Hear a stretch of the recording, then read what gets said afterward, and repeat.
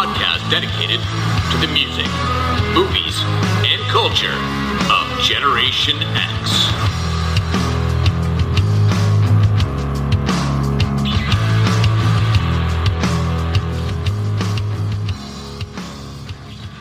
What is up, slackers, and welcome back to another episode of the Stuck in the Middle podcast. I am your host, Jason Eck, and anyone who listens to the podcast knows that last week I took a vacation.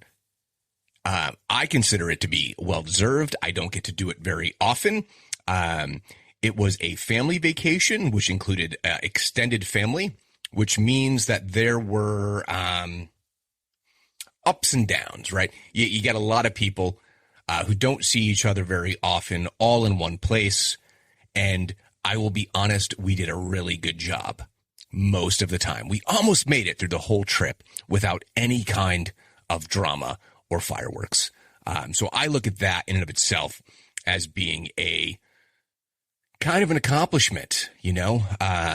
Family vacations, I mean, they're rough, and particularly if you are sharing a relatively small space. And, you know, my wife's family is actually very large. I come from a very small family. Hers is a very large family, which for me in and of itself is strange, right? So I've mentioned before, there's a 16-year gap between me and my sister. And then I do have two half-brothers as well, where the gap there is like 27 and like 29 years, right? So huge gap before I ever even had siblings. And latchkey kid, broken home. So just me and my mom. And oftentimes it would be, you know, my aunts who were, you know, my mom's sisters.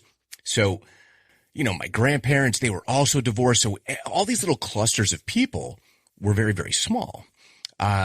Whereas my wife's family, you know, we're not the only ones that are in 20 years of marriage. So her oldest sister and brother-in-law, they must be on 23 years, I think. No, maybe even like 24, 25 years.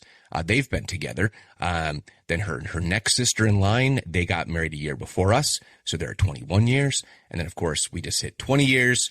Her youngest sister is, let's see, my wife was pregnant, I think, with our third child. So we're looking at, you know, 14, 15 years that they've been married. And her younger brother, he's the only one who's not married. He's actually getting married this fall. So they grew up just in a nuclear family of 5 kids, 2 parents. That's 7 people right off the bat. And I was never sitting down to a family dinner with more than, you know, 4 people if it wasn't a holiday. And I think our entire holiday table when we got together is about the size of her regular family for the most part. Now, I did actually have a topic and an episode that I was going to do on vacation. So this is where, you know, this isn't the drama part of the trip. This is just unfortunate. And so I've mentioned before that I have Crohn's disease. There's another member of my wife's family. I'm not going to get into, you know, her name and her personal, you know, is this breaking HIPAA laws, whatever, but also suffers from Crohn's disease. And unfortunately had a pretty tough time and was unable to make the trip, which was a huge bummer.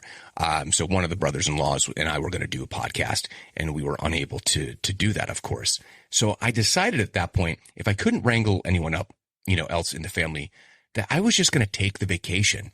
And I was stressing about it, like, oh, I gotta record. And I finally said to myself, you know, you've missed one episode in the whole time since you've started back in March of 2022. And that was because I had COVID. And that's the only time that I've missed. So I really should take more time to get multiple episodes in the can in the eventuality that something does come up. Because I always want to make sure that I'm producing new content and getting things out there for you, particularly when I see numbers in the summer, they start to jump up. You know, people have time off. And I've also heard, and this is kind of like the podcaster land, if you will, that the more episodes that you have, the more people are going to be inclined to listen, because it's showing that you've actually continue to put in the time and the effort to make it happen. And I think there's a comfort for people to say, hey, not only am I going to listen to your back catalog, I know that you're going to be producing new content. And that's really, really cool. Bunch of new listeners coming up this past couple of weeks. And also, finally starting to see a little bit of an uptick in the ratings on iTunes in particular. So Apple Podcasts. So when I talk about it at the end of each episode, when I say 5-star reviews, those really do go a long way. So, I'll mention it at the end of the show, but any ways that you can contribute and help this to grow, I'd really appreciate it. But we'll talk about that, in a couple minutes. I'm probably going to do about 30 minutes today. I normally will go about an hour, but we'll see how far I get, because another thing is, of course, anyone who listens to the show, you've heard me, coughing and sneezing and all those kind of things. And it's like I'm perpetually sick. I do have allergies. I don't take care of myself. The whole fitness journey that I was working on, that has come to a screeching halt. I don't feel great about it. Gotta get back into the gym. I really do need to. Was definitely feeling it a little bit on vacation too, particularly there was some time spent at the pool. A few years ago, I would have been out there proudly flaunting my newly flat stomach and, popping my pecs. And now it's just like, I feel like wearing a shirt, but I didn't. Took off the shirt, got in there, get some sun, get a little tan going. Anyone who's seeing the picture, which will be months later when I finally go ahead and update all the video pieces. I still didn't get a lot of color. I'm still like I look like the moon. I'm shaped like the moon and I'm white like the moon. Ridiculous. If I could pull it off, I would literally go tanning, because there's one thing I read a long time ago, and anyone who knows me knows my love of professional wrestling. I've talked about it here on the podcast, but they always say it is much more aesthetically pleasing if your fat is brown as opposed to having white fat. So you get a nice tan and don't even knows that you're a couple pounds overweight. But the fitness journey, for those of you who might have been jazzed up when you saw that post on Instagram, you're like, okay, let's go. Let's do this. Let's be motivated. I will get back to it. I will. My discipline, awful. Anything else from vacation? I got back into gaming during vacation because I think that's something that I should be allowed to do.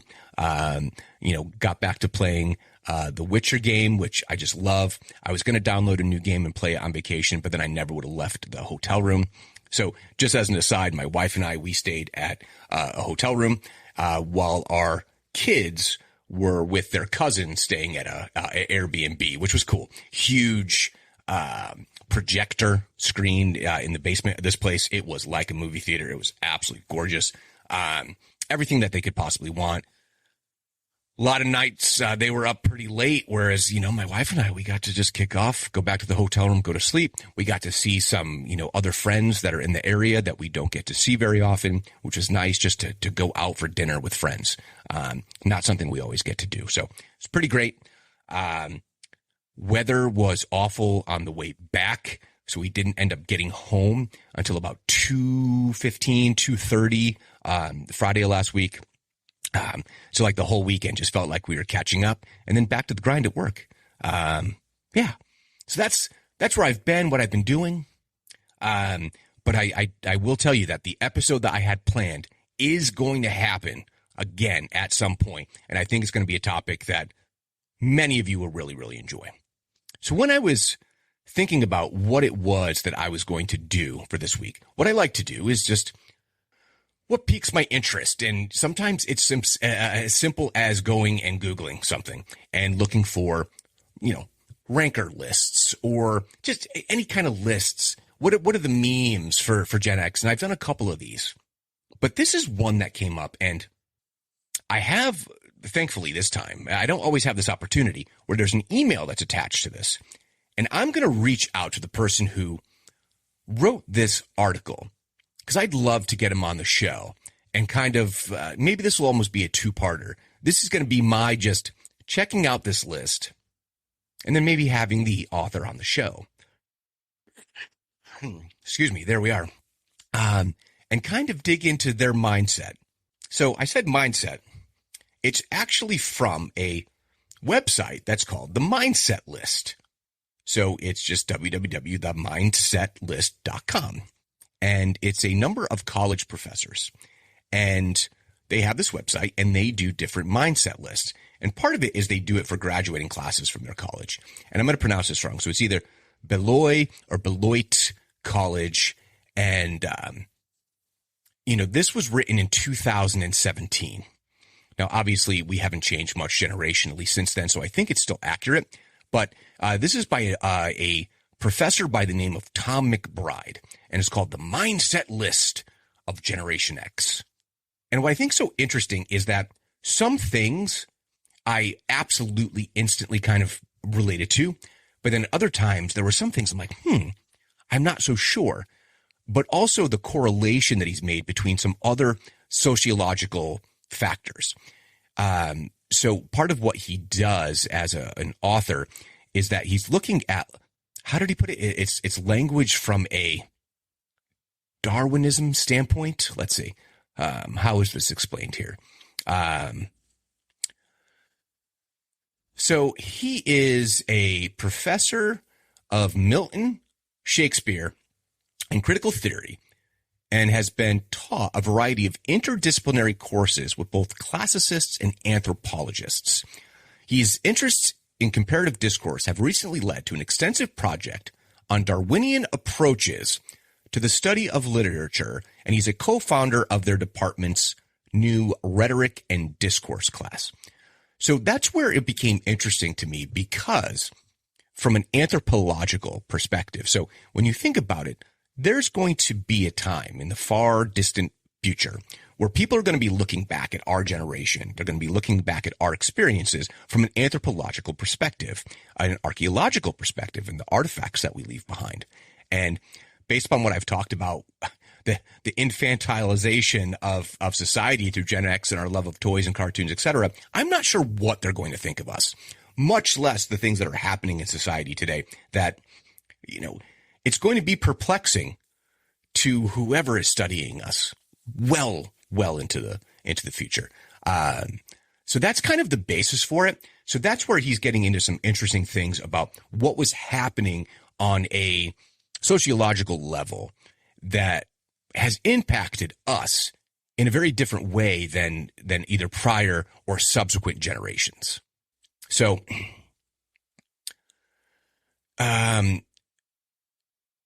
it says partly because they have been deemed by demographers to have had only a 16-year run, their numbers are small, meaning us. But they were also born during a time of low birth rates compared to those of the later 40s and 1950s. The reasons are many. The pill, divorce, more working out of the home, and perhaps access to abortion. One commentator has called Gen X America's neglected middle child, which we've heard that many, many times. Thanks to the death rate, millennials have now taken over boomers as the largest generational cohort, and there are about 75 million millennials and about 65 million Gen Xers. But by 2028, which is right around the corner, which is crazy, the number of Gen Xers will exceed the number of still living boomers. That's also crazy.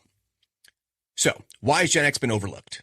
In his estimation, and maybe you agree, unlike the boomers who spearheaded the cultural revolution of the 60s and the millennials who were in the vanguard of the 90s high-tech revolution, Gen Xers have had no revolution to call their own. That's a tough one to swallow. Now, I've mentioned before that we didn't necessarily have heroes, but aren't we the architects of the high-tech revolution? That's just my opinion, but I think that's more accurate. But they have also been considered a guinea pig generation, as though boomers said to them, well, okay, we've transformed American society's norms. So now let's see how you cope with your birthright, and let's discover how you deal with the fallout. Wow, that is a brutal responsibility So maybe this is either giving us too much or too little credit. I'm not sure, but it's fascinating.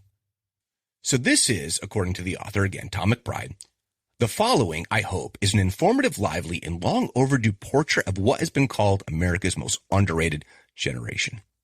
So let's get into this list. And I am really curious. You know, I always say, guys, gals, please interact with me on social media, email me, all of it, which I'll mention at the end of the show. But this one in particular, I think is fascinating. And I have done, so quick segue, I've done the unthinkable, the disgusting, the I am ashamed of myself, but I've done it, guys. I've signed up for the blue check mark. I have, because the fastest growing algorithmic way to grow anything currently right now, love it or hate it, is Twitter. I have such a love-hate relationship with that app. I mean, I really do. So many, many years ago, I was very active politically on Twitter, and that's easy to grow. I don't try to get into all of the politics. I mean, some of the stuff that we're going to talk about on this list, I do, but just for pop culture, you know, podcasts like I do, I'm not sure how to really manage and navigate Twitter, but I've done it. I've done the blue check mark. Please go out there, find the show, give me a follow, and I'm going to try to start pushing more content over there. And if you've been listening for like a year now, try, do or do not. There is no try. As old Yoda says, I know, guys, my discipline, I'm working on it. So let's jump into the list. Okay, here we go. So the pill helps turn them into the baby busters, the smallest generation since the Great Depression. So is it that we're the baby busters? Yes, because the boomers were then given access to birth control pills. Now, this is obviously coinciding with, you know, the sexual revolution of the 60s, right? That's what we are born of, the 60s and 70s, right? So the pill reduced that rate. And then come 1974, of course, you have access to abortion. So you have multiple ways that our particular cohort is so much smaller. Now, this is an interesting one. The higher their parents' educational level, the more likely they were to come home at 4 to an empty house, except for the microwave and TV. Now, I find that fascinating because that takes things into an interesting route when it comes to the concept of the latchkey kid. Because if you were like myself and you were in a broken home, it was out of necessity that you were coming home alone, because chances are your mom, usually the mom, is working, right? And that's kind of why, you know, it was not because of educational level. In fact, is rather the opposite for much of my youth, which was, you know, my mom went back to college during this time when I was, you know, latchkey. But I don't know, that's really interesting to me. Sort of saying that people with less education were home with their kids. I don't know. It's a really strange one, but I'd have to dig in more to the, you know, obviously he's done his research, but it's interesting. And microwave. Okay, Mr. Rich Guy with your microwave. MTV? Cable? What? I can get a cable 89. They were the first Pampers generation, hence the first with genuinely dry bottoms.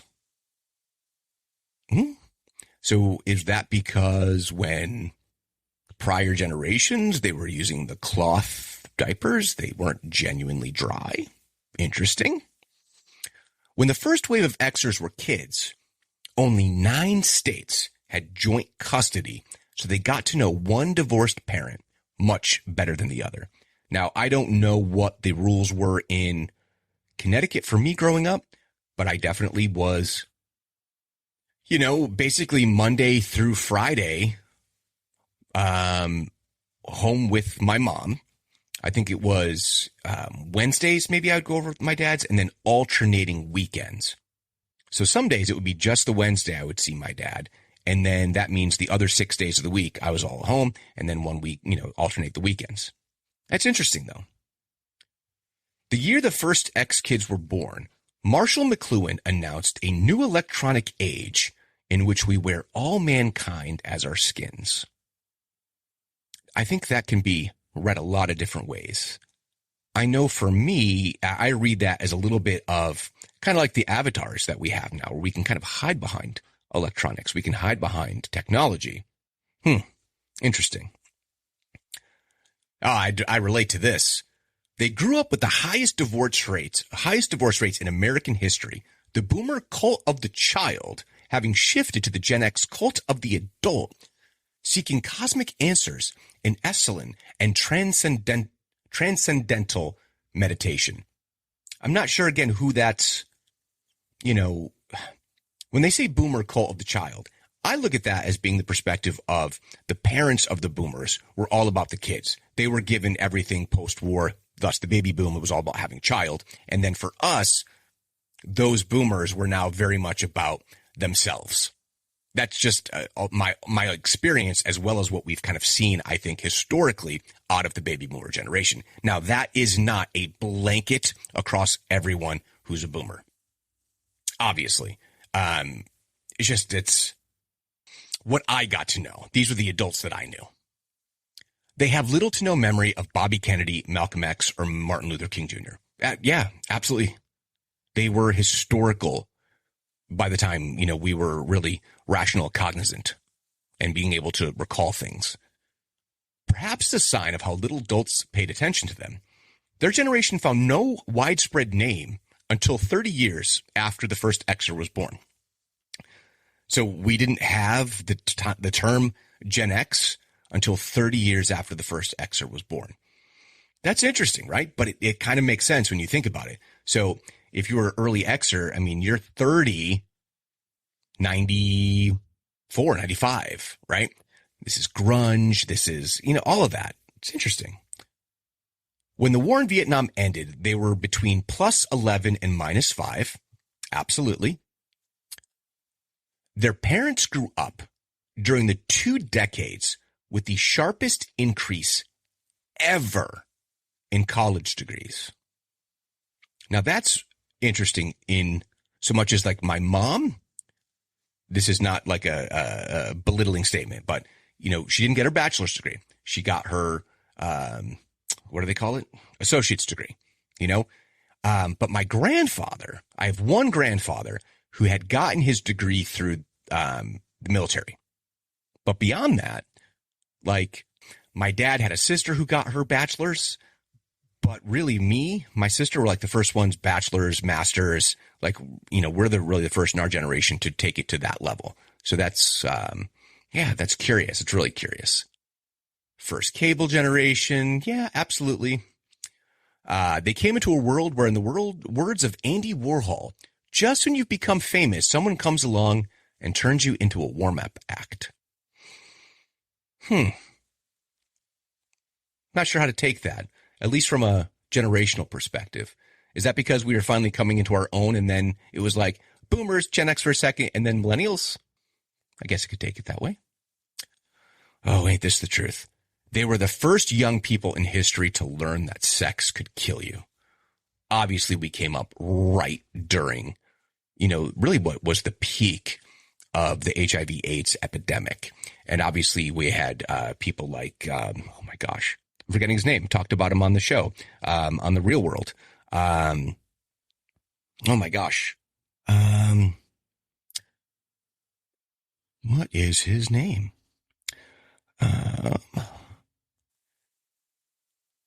Like usually it just comes right to me, but I say that, you guys all listen to the, oh boy, come on now. And my internet's not connected. Well, I don't know how I'm recording this episode currently if my internet's not connected. Pedro Zamora. I kept getting like Remora, Pedro Zamora, born 1972, died in 1994, 22 years old. So I think about that. And that was someone that first or second Real World season was such a big part of reality television, but these were all of our peers. that were now on TV, just living life, and their lives are unfolding right before our eyes. Sure, some of it was, staged and all that, but his story was very, very real, and it was kind of an eye-opener. It's like, okay, this can't be dangerous. As they were growing up, the makers of one-a-day multiple vitamin tablets touted their product as the other pill. I don't remember that exactly, but it sounds about right knowing the advertising industry. This right here, because this is not everywhere in the United States. And I've talked about this before.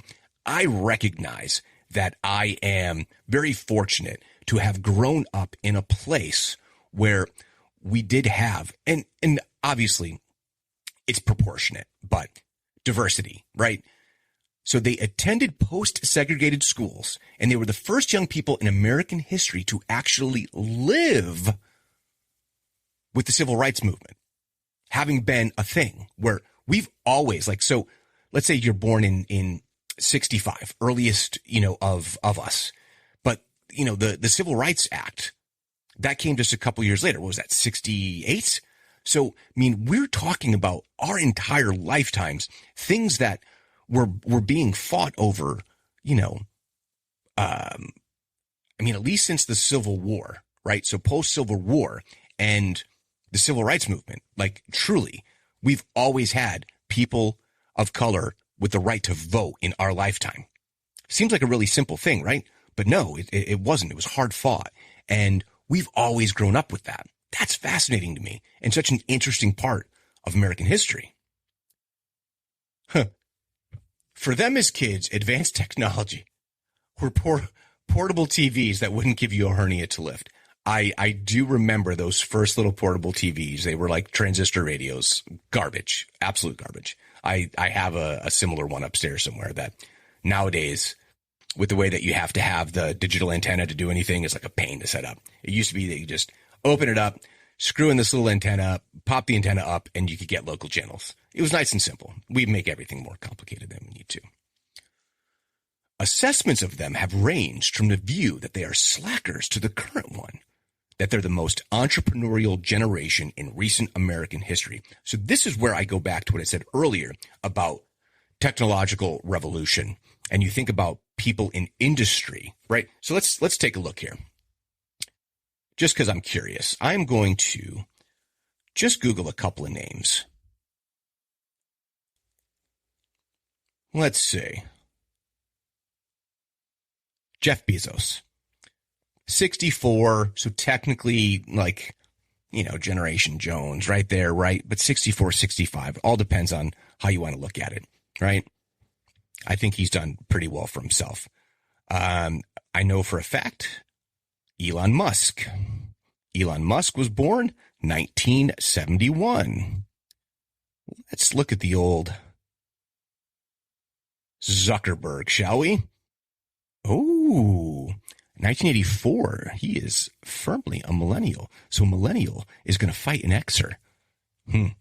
I want that fight to happen. I know it's going to be for, I don't know, charity, most likely. Here's another one. Just because it is a name that I relate to. Also millennial. No shit. Interesting. I guess I'll have to choose some different names. I put in Daniel Eck. He's probably a cousin now that I know not by blood, so I can't reach out to him and say, hey, look, I've done a genealogical test and we're related. I am adopted, sir. But I'm sure there are many others that I'm missing that should be coming right off the top of my head as far as like major entrepreneurs. Who is that guy who,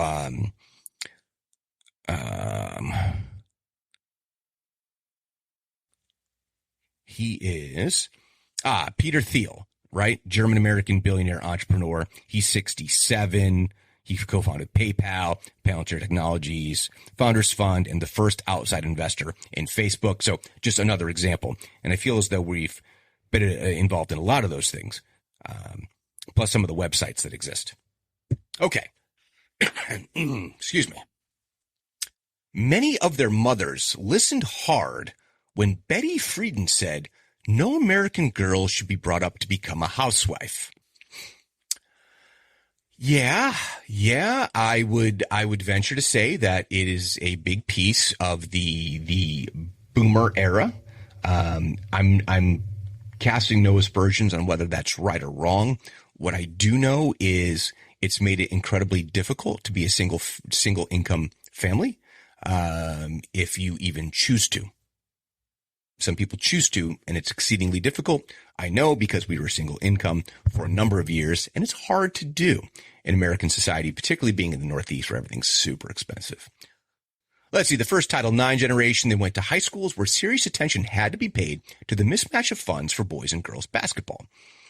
I don't remember exactly that becoming a big deal. I mean, I suppose that it was. Maybe it's because I wasn't paying all that much attention to our high school athletics.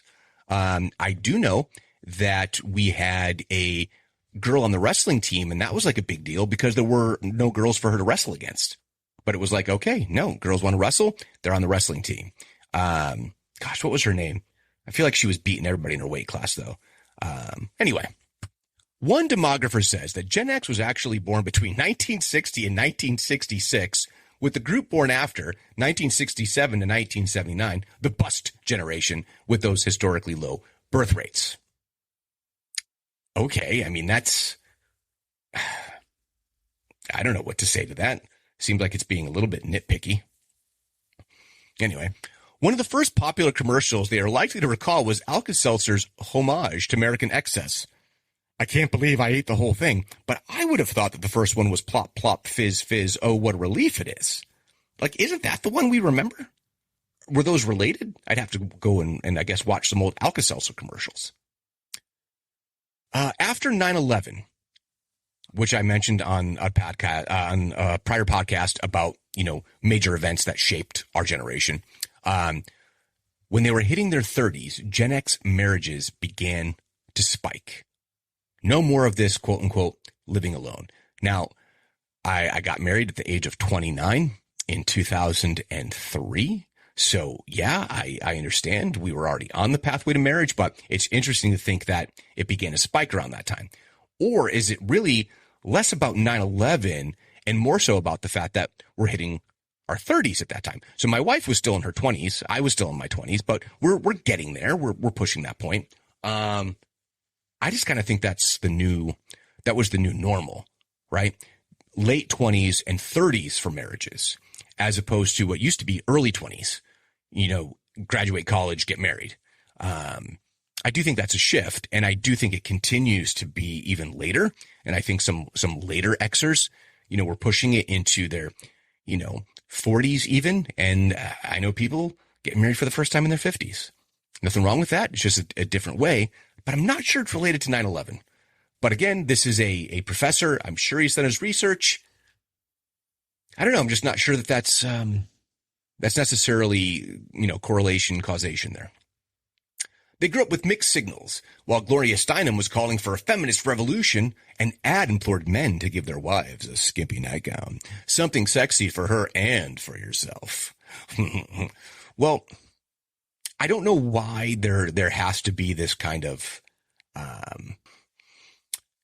like line in the sand. Do you know what I mean? Like, you can be a feminist and believe that women can do anything, like from a career, like what they want to do with their lives, but also like enjoy the men in their lives. You know what I mean? Like, we make these big, huge divisions, and it's like I tell my daughter that she can be anything. Well, I should, and I believe that. But if she also tells me that she wants to be a housewife and that's what she chooses to do, you support that as well. I mean, oh, if you don't get a job or a career, well, stupid. Let people do what they want to do. As the 13th generation after the American Revolution, they were briefly called, for lack of anything else, Gen 13. I did not know that, but I love it. I absolutely love it. Gen 13. That's what I'm going with from now on. Gonna have to rebrand the whole show. Stuck in the middle, a Gen 13 podcast. As they were growing up, so did billions of new dollars for the singles industry. You know what I mean? So I think we all recall those earliest dating videos. People would create a dating video, and then people would go to these studios and watch these videos. They would do like a video package and do like a compilation of, okay, here are all the guys, here are all the gals that, you know, have checked off all these boxes that you're interested in. Okay, now let's watch them, and then you get to pick. Some of those videos are amazing. And I'm not talking about the satirical ones, not the parodies. I'm talking about like the actual ones. And wow. But think about how that's moved forward. Everything from, you know, there was eHarmony, and there's Christian singles, there's farmers singles. And then you have your Tinders, your Grinders, your all of those things that exist now. It's really fascinating. But the singles industry was definitely something that has, you know, I would say late boomer and then really blown up, you know, with our generation. Because sometimes it's much more difficult to meet people organically than it used to, I think, as well. They tended to be much less self-trumpeting than baby boomers were. Yup. No offense, boomers. Let's see. How are we doing for time here? This guy, I mean, he put in the work, like, no doubt. All right. We're good. Excuse me. They've grown up in America where the whole family eats fewer and fewer meals inside the home. We have made a concerted effort in our own family to try and do it as often as possible, but certainly as the kids get older into their teens, it becomes much more difficult to do. But definitely, you know, really up until just a couple of years ago, we were pretty good about eating at home. As a kid, we pretty much ate home all the time. Not a lot of takeout. Part of that was, you know, economically based. This one. So you've heard about helicopter parents, but this one I think is great. Older Gen Xers have emerged as stealth fighter parents. Hands off until something needs an intervention and then get involved forcefully. Those are facts right there. Straight facts. I don't know what this next one means, so I'm not even going to read it. It's weird, but supposedly we're supposed to have an energy shortage by the year 2000. We did not. Recent surveys have found them happy and fulfilled with special attention to work-life balance. Okay, so that's what's so curious. I read something, one of these other lists, right? And I don't know if you've seen it. There's a video where like some, you know, millennial or Gen Z, why do we let Gen X off the hook? All haughty and like pissy about it, right? And I'm like, dude, like the whole work-life balance thing, that was us pushing that. Do you know what I mean? We also rejected the same boomer parents that you have. You know what I mean? I guess for the Gen Zers, we're their parents, but still, it's like we found that to be very, very important, and we didn't want to work in the same way. Do we have some of those good work habits? You know, some positive work attributes? Absolutely. But we also, I think, value work-life balance. And I've always said, unless you're committed to being a billionaire, most of us want to have work-life balance. If you want to work 24/7, 365, it's all you. Go for it. Now, mind you, you could just do 365, 24/7 for a long enough time until you have enough money, and then you do whatever the hell you want. Right? Anyway, Earth Day has always been normal. Yeah, we've always had Earth Day, pretty much, yeah. As they grew up, Michael Jackson was their favored entertainment icon. Yeah, he was until he wasn't. Space Invaders was their favorite game. Space Invaders was never my favorite game. No, I'm sorry. You're wrong. Even from those early arcade games, it was Pac-Man, Ms. Pac-Man, and my personal favorite, Tempest. Tempest was badass. And the video cassette, their favorite technology. Video cassette was pretty badass, but I do know that was pretty psyched when CDs came out. That's just me. They're the last American generation to have a low-tech childhood. We've talked about that before. Their love of grunge. Not everyone loved grunge. And Richard Linklater's Slacker. I've talked about it. It's not my favorite, but it stamped them as a cynical gang of unfocused youth. Blah, blah, blah. That's where they say, whatever, right? Ugh. Now in their 40s and 50s, they wonder if Seinfeld and Kramer would have ever even talked to each other if they'd been afflicted with smartphones. You got that right, Jerry. They grew up with Johnny on NBC. Yeah. And no idea who Jack Parr was. Meanwhile, kids these days, they probably don't know who Johnny Carson is, right? They probably don't know who Jay Leno is, really. Much less, well, and they probably know who Conan O'Brien is, but that he was on the Tonight Show? Probably not. I mean, Jimmy Fallon is their Tonight Show host. That's crazy. But yeah, Johnny Carson, that was my guy, and I always stayed up too late. I used to watch Letterman, too. So this I also think I disagree with because of, prior episodes. So unless one counts the Iranian hostage crisis or the attempted murder of Ronald Reagan, they came of age with little national trauma. But bearing in mind that we're the ones who did go to war, right? Mind you, it wasn't Vietnam, it wasn't Korea. It was, in the Middle East, and it was a resounding victory more than anything else. But lives were lost. It was a battle, So we had war. We also had the Pope, potentially, attempted murder there too. I don't know. I know that we didn't have, a draft. We didn't have World War I, World War II, like all of these major conflicts, but we had these smaller conflicts all around the world. And of course, that culminated in 9/11. I mean, really, those actions, and I talked about it on the Cold War episode, that led to that. So we were a witness to those historical pieces that were building up that resulted in the greatest tragedy on American soil in ever. They were the first generation of school children that if they had a Tuesday morning exam could record Monday Night Football somehow. Yeah, we could do that. This was really interesting, and I wonder how much it correlates to this whole talk about feminism.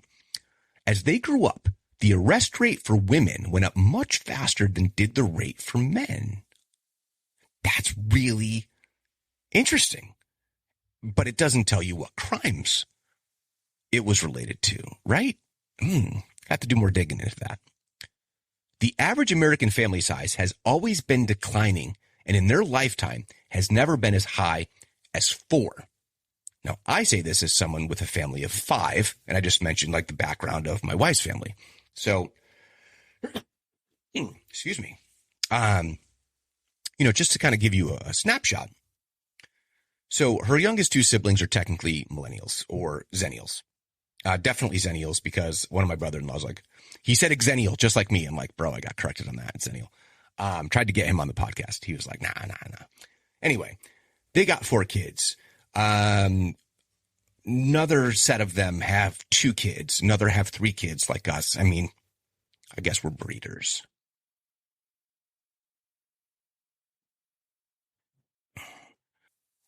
They're the last generation in America to be spanked in school constitutionally. Isn't that interesting? So corporal punishment was allowable constitutionally. Excuse me. Oh, I was doing really good. Now it's hitting me a little bit. Okay. I was never spanked in school. Some of you probably have been. Go ahead. Let me know if you were. And kind of what your age is. I'm really curious. Films have always been shown on planes. That is such an interesting little note, but it's basically true. I remember the first time I was ever on a plane. My dad decided, you know what? If anything else, I'm going to take this kid once in his life. I went twice. Excuse me. His parents, my grandparents, took me to Disney once, and then he decided he wanted to go. Part of it is because Epcot was brand new. So anyway, watched a movie on the plane. I forget what it was, a million years ago, but yeah. They're the first generation to grow up in a world where a plastic card, so that you can buy stuff you can't afford, has been an essential American possession. I know for myself, I ended up being approved for a credit card when I was like 17 years old or something like that. Ridiculous. And I was not great with credit. And then I took that credit card. I then went and got a store credit card. Got the store credit card, got myself a TV. It was stupid. But honestly, that's what we've grown up with, as though that's normal. And really, it's not. Credit is great. It has positive attributes. You have the right credit, and it opens a lot of doors. But it's also extremely dangerous. And I know for us, my parents, and, you know, my wife talks about it too, we weren't really given financial literacy. Like, it wasn't something that was talked about, because they talked about it as though these are things you don't talk about in polite company kind of thing. But it's really important that your kids learn financial literacy. It's really important. So yeah, you should have those conversations, not to give them stress or undue worry about things when things are good or bad, but really just a realistic concepts and ideas of credit and not spending more than you make, those kind of things. Kind of simple, but not always necessarily communicated well. They grew up with unisex, which was condemned by Jerry Falwell. Their kids are growing up with transsexuals, condemned by Jerry Falwell Jr.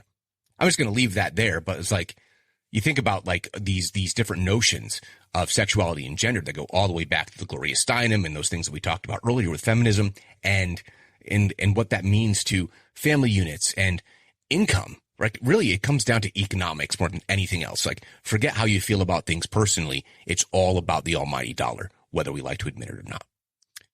They have never applied to Harvard when the male-female ratio was anything other than 50%. Curious, right? Used to be heavily male. And then, again, we talked about Title IX and like all these different things that were happening where they were trying to do a 50-50 split. The first earliest ideas of diversity, equity, and inclusion, which is kind of like the words that are used now, was really about things on a male-female perspective. They were the first kids to have the privilege of reading People while waiting to have their cavities filled. You know what I liked to read when I went to get my cavities filled? Highlights. Do you remember Highlights magazine? That was the best.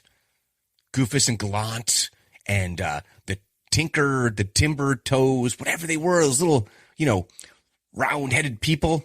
I loved Highlights magazine. That was the best, and that was one of the few things as a kid I got a subscription to. I was super psyched.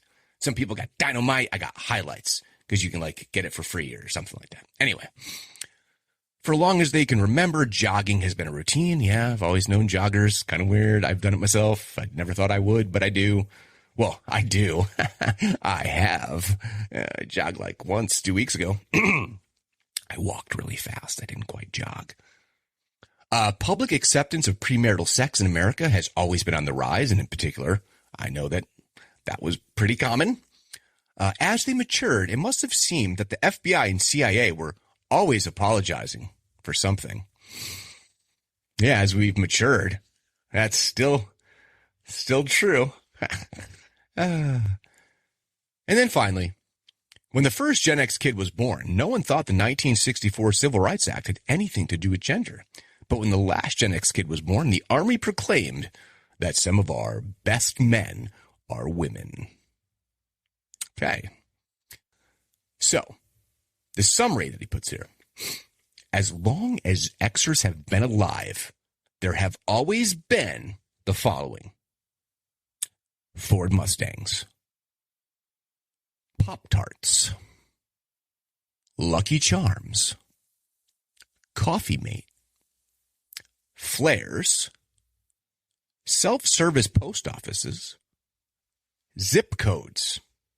I didn't know that wasn't, wow. Diet Pepsi, but Diet Coke, I imagine, right? Domed stadiums, they say stadia. All news radio stations were just nothing but news in your talk radio, and Moog synthesizers. Yeah. So anyway, I am going to try and get, I know I always say I try to get, but hey, this guy's got his email like clearly out there. I am going to email him and say, bro chacho, bro ham, come on over to the show.